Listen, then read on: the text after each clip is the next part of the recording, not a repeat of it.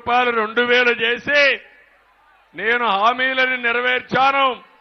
99% హామీలు నెరవేర్చారని గొప్పలు చెప్పుకునే ప్రభుత్వం మీకు కావాలని అడుగుతున్నా.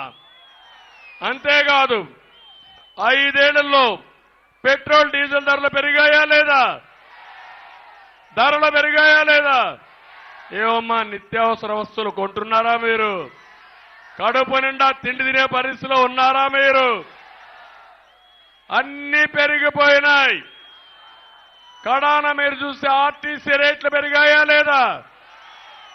పన్నులు పెరిగాయా లేదా? చెత్త మీద కూడా పన్నేసిన చెత్త ముఖ్యమంత్రి, దుర్మార్గుడు ఈ ముఖ్యమంత్రి.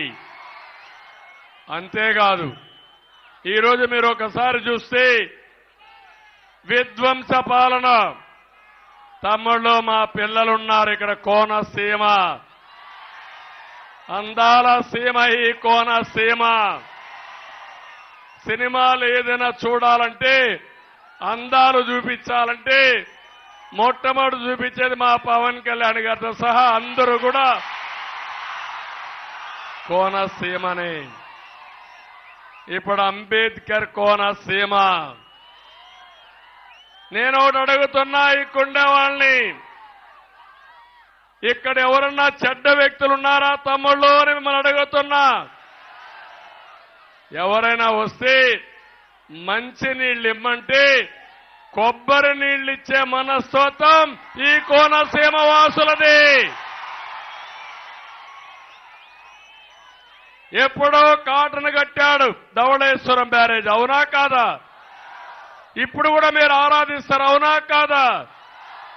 నేను అడుగుతున్నా, అలాంటి కోనసీమలో జమ్మూ అండ్ కాశ్మీర్ మారిగా ఇంటర్నెట్ బంద్ చేశారా లేదా అని మిమ్మల్ని అడుగుతున్నా. ఏం తమ్ముడు, ఏం జరిగింది ఈ జిల్లాలో? ఏంటి మీరు దుర్మార్గుల? ఎవరు పెట్టారు విరోధం? ప్రజల మధ్య విద్వేషాలు రెచ్చగొట్టినటువంటి దుర్మార్గుడు ఈ జగన్మోహన్ రెడ్డి, అవునా కాదా అని మిమ్మల్ని అడుగుతున్నా. అదే నా బాధ. ఒకప్పుడు ఈ కోనసీమ చూస్తే, గోదావరి జిల్లాలు చూస్తే పౌరుషంగా మాట్లాడడం కూడా తెలియని గోదావరి జిల్లాలో చిచ్చు పెట్టి చలిగాంచుకునే పరిస్థితిలో ఈ జగన్మోహన్ రెడ్డి ఉన్నాడు. నేను అడుగుతున్నా, ఇక్కడ తమ్ముళ్ళో మీకు ఉద్యోగాలు వచ్చాయని మిమ్మల్ని అడుగుతున్నా. డిఎస్సి పెట్టారా అని అడుగుతున్నా. జాబ్ క్యాలెండర్ ఇచ్చారని అడుగుతున్నా. ఒక్కడికైనా ఉద్యోగాలు వచ్చాయా? మళ్ళీ మీకు జాబులు రావాలంటే మా కూటమి రావాలి.